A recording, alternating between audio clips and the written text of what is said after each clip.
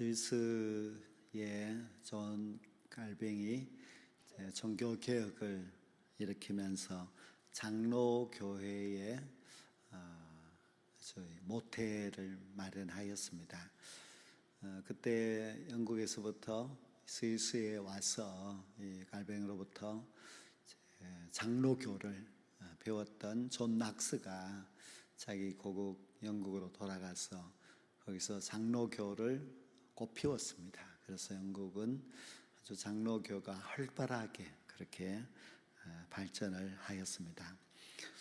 과거 영국은 장로교의 대표이고 또 선교사를 최고로 많이 그렇게 보내고 하였습니다. 그래서 100년 전만 하더라도 영국에는 수만 명이 모이는 그런 교회들도 있었습니다. 그런데 지금은 영국 교회가 텅텅 비어가고 있습니다.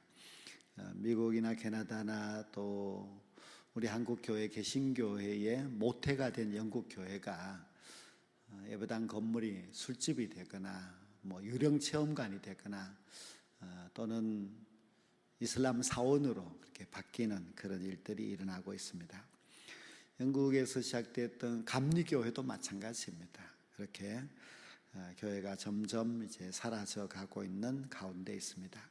그래서 예배당을 가보면은 노인들만 앞자리에서 한 10명 정도 앉아서 예배드리는 그런 광경을 아주 쉽게 찾아볼 수 있습니다. 영국의 대표적인 교회는 이제 웨스트민스터 사원인데요. 과거에는 그 교회가 아주 몇만 명 모이고 하는 그런 큰 교회였습니다만은 지금은 이제 가면 한 200여 명 정도가 예배드리고 있는데요. 그 교회에 이제 목회자가 하는 말이 우리 교회가 영국에서 제일 큰 교회입니다. 그런데도 불구하고 찬양대도 없고 대표기도도 없고 그렇게 이제 예배를 간단하게 드리고 왜 그렇게 빨리 예배를 마치는가 했더니 관광객들이 예배당 구경하러 이제 오기 때문에 예배 시간만 그렇게 예배 드리고 또 얼른 관광객들을 위해서 오픈을 해야 되는 그런 상황입니다. 영국의 대부분의 이제 교회들이 그렇게 10명, 20명 정도의 작은 예배당이 교회가 되고 말았습니다. 그래서 올 한 해만 하더라도 영국의 교회가 한 200곳 정도가 이제 문을 닫습니다. 우리가 이제 200곳 이렇게 하면 우리나라로 생각한다면은 개척교회, 상가교회 이런 것을 생각하지만은 그래도 영국 교회는 아주 전통이 있는 오래된 예배당들이 있습니다. 근데 그런 예배당들이 이렇게 문을 닫는다 또는 팔려서 다른 목적으로 사용한다, 술집이 된다, 카페가 된다 이렇게 했을 때 얼마나 참 아까운 그런 건물인지 모릅니다. 지금 영국 국민의 한 5% 정도가 이제 교회를 다닌다고 합니다. 최근에 보니까 3% 정도밖에 되지 않는다 그렇게 이야기를 하는데요. 그런데 대신 이제 이슬람은 5년 동안 한 50%가 성장을 하였습니다.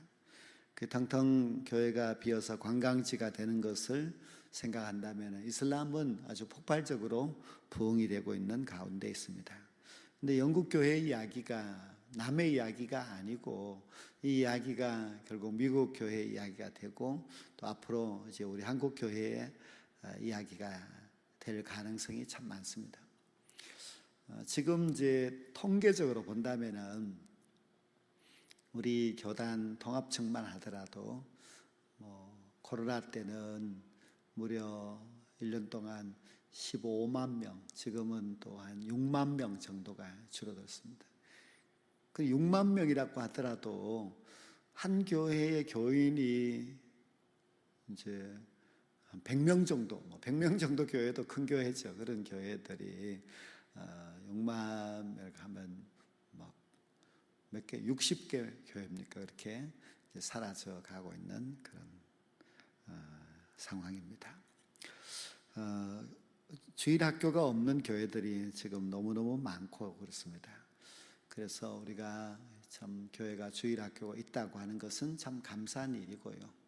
또 주일 학교에 대하여서 우리가 정말 열심을 다해야 됩니다. 저도 이제 이 교회에서 심호하면서 많은 일들을 겪고 했습니다. 그런데 실제로 이 교회가 100주년이 되기 그 전이죠. 그게 20년, 10년이 되기 그 무렵에 우리 남교회도 이제 교회 학교가 점점 줄어들었습니다. 그래서 우리가 혁신도시가 그렇게 되기 그 전에는 예배도 이제 아동부 예배, 중고등부 예배가 같이 예배를 드리고 그렇게 했습니다. 그래도 이제 저희들이 좀 한 명이라도 아이들을 전도해주자 하는 그런 마음으로 혁신도시 건설 중에 임시 예배 처소를 덕곡동에 월세 90만 원씩 내고 가서 이제 거기서 예배를 드렸습니다. 그러면서 문성중학교, 동부초등학교 가서 계속 땅밟기 하고 또 전도도 하고, 그때는 토요일날 학교 아이들이 가는 시대였어. 토요일날 초청 잔치도 하고 이렇게 했습니다.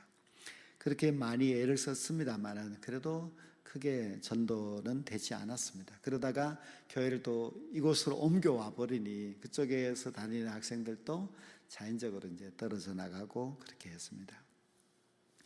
근데 그 혁신도시가 발표될 무렵에 저는 이제 다음 세대를 품는 교회가 되자 그렇게 이제 표를 정하고 했습니다. 왜 그렇게 정했는가 하면은 다음 세대가 점점 사라지고 있는 것을 보면서 안타까운 마음뿐만 아니라 위기를 그렇게 느꼈다고 할 수 있습니다. 정말 다음 세대가 없으면 우리 운남교회는 미래가 어떻게 될까 그렇게 걱정을 많이 했습니다.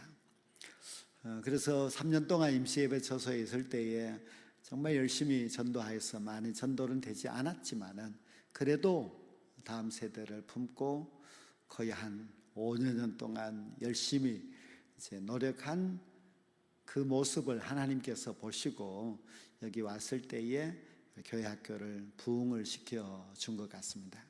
영국교회 이야기를 조금 더 해드리고 싶습니다. 왜냐하면 그것은 우리가 이제 조심해야 될 부분이고 또 대비해야 될 그런 내용이기 때문에 그렇습니다. 영국교회가 왜 저렇게 100년 전만 하더라도 굉장했는데 우리나라의 최초의 선교사도 영국 선교사거든요. 토마스 선교사님이 이제 우리나라에 왔으니까요. 그런데 왜 영국교회가 저렇게 됐는가? 그 이유를 살펴보면은 첫째가 신학의 문제입니다. 왜 신학의 문제였는가 하면은 그때는 이제 성경 말씀에는 오류가 많다 그렇게 가르치고 그런 성경의 오류에 대하여서 비판하고 하는 그런 이제 신학이 되었습니다. 그 성경을 성경 그대로 전적으로 믿지 아니하고 성경에 대하여서 비판하고 그렇게 하다가 보니까 이제 신앙이 떨어지는 것입니다. 지금 영국 교회는 또 그 문제가 뭔가 하면은 이 동성애의 허용입니다.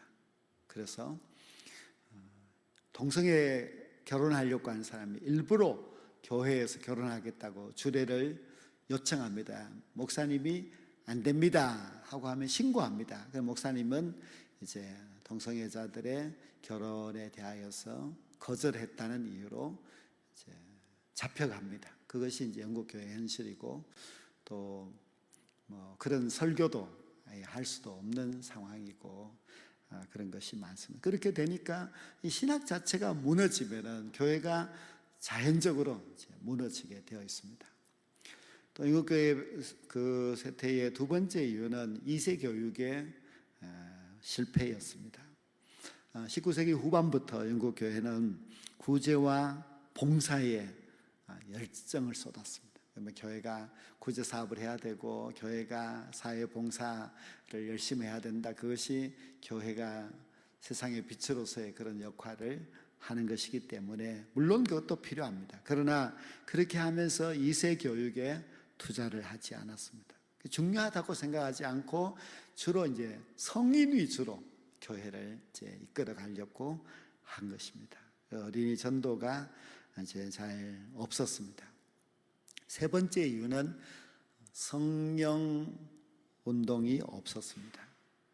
그러니까 영국 교회가 이제 그 옛날에는 그 성령 운동이 있었지요. 그래서 아주 성령이 뜨거운 역사가 일어나고 이렇게 했었는데, 이제 교회마다 찬송이 식어지고 기도가 약해지고 성령의 충만한 역사가 이제 없어지는 겁니다. 성령의 충만함이 없으면은 교회가 냉랭하고 교회가 자연적으로 이제 그 열기가 식어지고 또 교인들도 점점 교회를 떠나갈 수밖에 없습니다.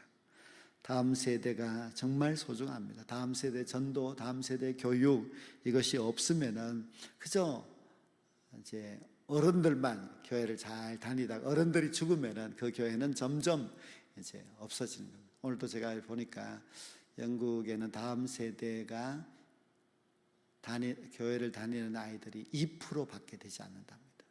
그것도 이제 뭐 통계적으로 그렇게 하지만 실제적으로는 거의 다음 세대가 교회에 없는 그런 상황입니다. 우리 한국 교회도 지금 그렇습니다. 지금 이제 통계적으로 본다면은 교인들이 자꾸 줄어드는데, 다음 세대가 줄어드는 수는 어른들이 줄어드는 것보다도 훨씬 더 빨리 줄어들고 있습니다. 그래서 앞으로 이제 한 6, 7년이 지난 2030년이 되면은 이제 우리 한국 교회의 교인들은 10%, 전 국민의 10%밖에 됩니다. 그 옛날에 뭐 25%라고 자랑했던 한국 교회가 이제는 10%. 그 옛날에는 4명 중에 1명, 10명 중에 1명으로 떨어져 버린 거예요. 인구도 줄어드는 데다가 10%밖에 되지 않으니 이제 한국 교회 교인들은 정말 찾아보기가 어려운 그런 시대가 되고, 특히 이제 학교에서 교회를 다니고 있는 아이들은 찾아보기가 정말 힘든 그런 시대가 되는 것입니다. 오늘 이렇게 이제 우리끼리 이렇게 예배를 드리게 되는데요, 이 300석에 되는 운남교회에 앞으로 이제 10년, 20년이 지나서 이렇게 10몇 명이 앉아서 예배를 드린다고 생각해 보십시오. 그것은 정말 아주 참담한 일이고, 이런 미래가 우리에게 온다고 한다면 이거는 너무 큰일 날 일이죠. 이런 미래가 우리가 오지 않도록 하려면 결국은 우리의 다음 세대들을 살려야만 합니다.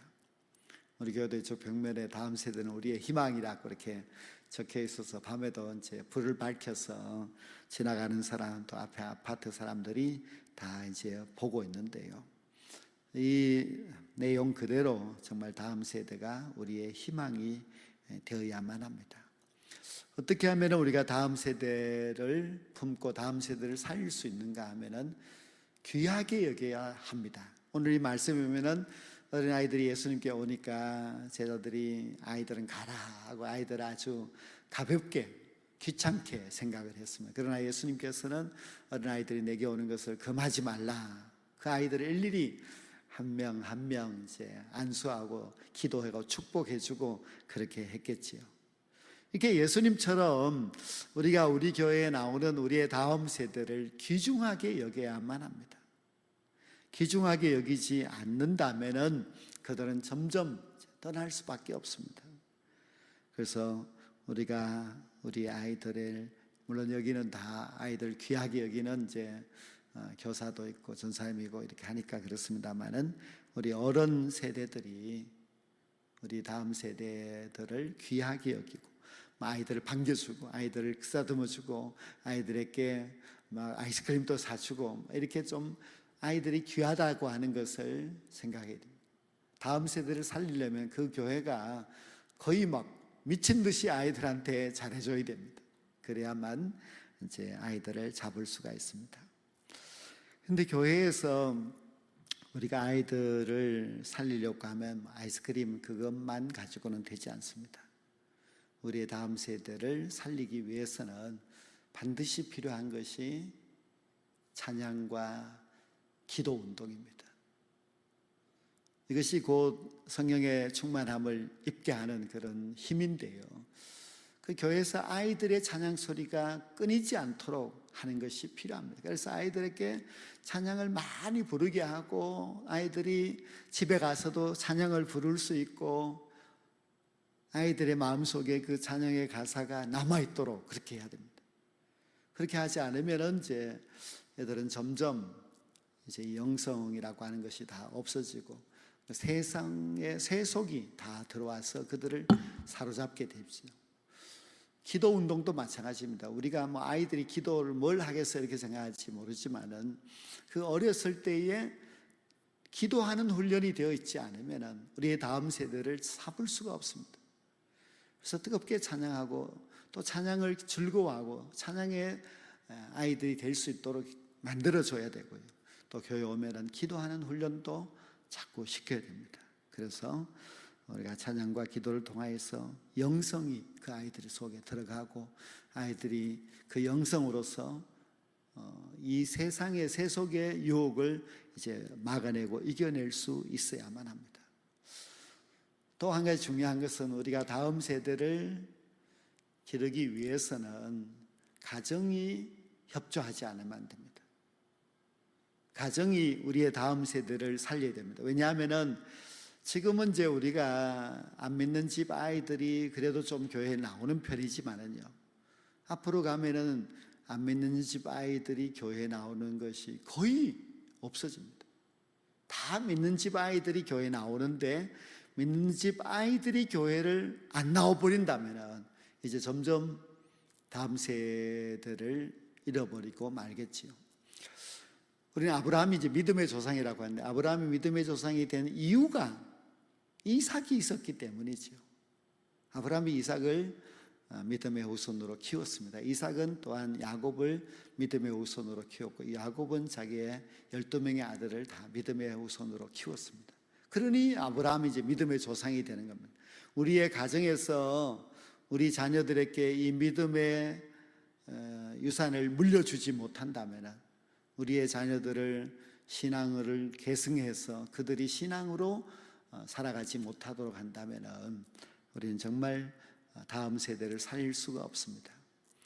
출애굽한 모세가 이스라엘 백성들이 가나안 땅에 들어가기 전에 강조한 내용이 내 자녀를 부지런히 가르치라. 그 신명기에 나오는 말씀이죠.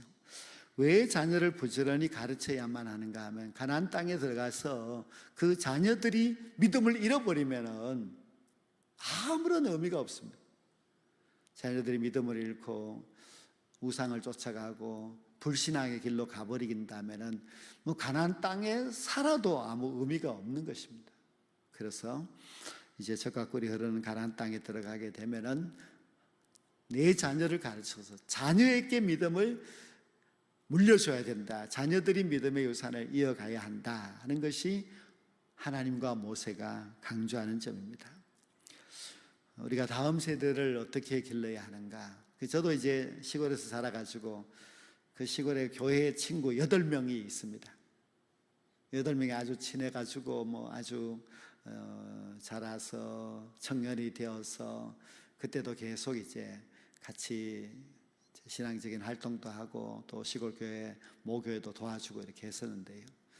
그 8명 중에서 뭐 다 권사님, 집사님 자녀들이고 뭐 그런데 지금 교회 다니고 있는 친구는 4명, 저를 포함해서 4명은 다니고 있고 4명은 교회를 안 다닙니다. 아예 안 다닙니다. 근데 뭐 다니는 4명도 신통치 않습니다. 장로도 없고 뭐 서리 집사는 있는 것 같기는 한데요. 그렇습니다. 저도 어릴 때부터 이제 시골에서 자라면서 모를 심어 봤는데요. 모를 심을 때에 그 물이 들어있는 논에 들어가서 이 모를 이렇게 적당한 양을 뽑아가지고 이제 물 속에 있는 땅에 꼽는데 손가락을 깊이 넣어서 손가락이 더 깊이 들어가야 되겠죠. 그래서 이렇게 심고 하는데 자꾸 심다가 보면 이 손가락이 아파요. 그러다 보면 이제 더 깊이 꼽아 놓지를 못하고 슬쩍 꼽아 놓으면은 모를 다 심어 놓고 나중에 보면은 이 둥둥 떠 있는 것이 많아요. 흙 속에 심어지지 않았다는 뜻입니다. 둥둥 떠 있으면은 그 모는 금방 햇볕에 하얗게 말라버립니다. 우리 아이들도 마찬가지입니다. 우리 아이들에게 믿음을 깊이 심어 주지를 못하면은요, 금방 세월이 1년, 2년 지나가면 걔들이 마치 논에 둥둥 떠 있는 그런 모와 같이 그렇게 죽어버립니다. 이제 다음에 뭐 잘하겠지, 또 크면은 잘 되겠지, 그게 아니라 우리가 그 아이들의 마음속에 신앙을 깊이 심어주지 못하면은 결국 그들은 이제 세상으로 둥둥 떠다니고 신앙이 다 죽어버리고 만다는 것입니다. 디모데라고 하는 아주 훌륭한 믿음의 사람이 있지요. 근데 디모데에게는 두 부모가 있었습니다. 첫째는 영적인 부모, 바울이 있었습니다. 바울은 디모데를 가리켜서 믿음의 아들이라고 그렇게 불렀습니다. 그 바울이 디모데를 낳은 것은 아니지만은 바울이 영적인 부모였습니다. 그래서 바울이 디모데를 얼마나 사랑했는지 모릅니다. 교회에도 우리 아이들에게는 영적인 부모가 있어야 되는데 그 영적인 부모가 첫째는 교사, 그리고 교회에 이제 어른들이 그렇습니다. 뭐 장로님들도 목회자들도 다 이제 영적인 부모인데요. 영적인 부모도 잘 만나야 됩니다. 영적인 부모가 없으면은 디모데와 같은 그런 훌륭한 믿음의 사람이 있을 수가 없습니다. 디모데는 육신의 부모도 잘 만났습니다. 그 어머니 유니게가 어릴 때부터 신앙으로 말씀으로 잘 가르쳤으니까 그 어머니의 그 신앙이 디모데에게 있었습니다. 그래서 육적인 부모도 참 중요합니다. 그래서 우리의 다음 세대를 정말 잘 기르려면은 영적인 부모, 육적인 부모가 다 있어야 되고 또 이들이 서로 연합해서 우리의 다음 세대를 잘 길러야만 합니다. 이제 여러분 성경학교 또 수련회가 다가오고 있는데요. 이건 정말 중요한 기회입니다. 그냥 한번 지나가 버리는 그런 행사가 되어서는 안 되고 이런 일을 통하여서 우리의 다음 세대에게 믿음을 아주 분명하게 또 확실하게 깊이 심어줘야만 합니다. 그러면 이들이 믿음의 길에서 떠나지 않고 잘 자라게 됩니다. 우리는 다음 세대를 잡아야 합니다. 다음 세대를 살려야 됩니다. 다음 세대를 살리는 길은 교회밖에 없습니다. 교회가 잘 다음 세대를 길러서 믿음의 우선들이 되어야 합니다. 그리고 그들이 자라서 이제 한국 교회를 책임져야 하고요. 또 우리 한국 교회가 앞으로 뭐 통계적으로 본다면은 뭐 이제 몇 년 있지 않으면은 전 국민의 10%. 지금 이제 통계적으로 본다면은 한국 기독교인의 수가 뭐 5천만 명 중에서 1,000만 명이 이제 못 되잖아요. 1,000만 명이 못 되고 이제 그 아래로 떨어지고 했었는데 지금 이단들은 자꾸 늘어나서 이단의 통계는 정확하지는 않지만은 그래도 최하 40만에서 최고로 한 60만 명까지 된다 그렇게 합니다. 그러면 전체 기독교인 수 중에서 이단들이 그렇게 많이 차지하고 있다는 것은 너무 참 안타까운 일이고 그렇습니다. 그래서 이제 여름 성경학교 또 수련을 앞두고 제가 이 말씀을 드리는 것은 다음 세대가 우리 한국 교회의 희망이고 다음 세대를 살리지 않으면 우리는 이제 어려운 현실이 될 수밖에 없다는 것을 깊이 깨닫고 다음 세대를 살리기 위해서 정말 뜨겁게 기도로서 준비하고 말씀으로 철저히 가르치고 아이들에게 성령운동을 일으켜서 그 아이들이 성령 받고 세상에 나아가서도 세상의 유혹 속에서도 넘어지지 아니하고 아주 굳건하게 믿음으로 승리하는 그런 다음 세대를 길러내게 될 때에 이들이 곧 우리 교회 또 한국 교회의 희망이 될 것입니다. 이 귀한 사명 잘 감당할 수 있는 우리 모두가 될 수 있기를 주의 이름으로 간절히 축원합니다.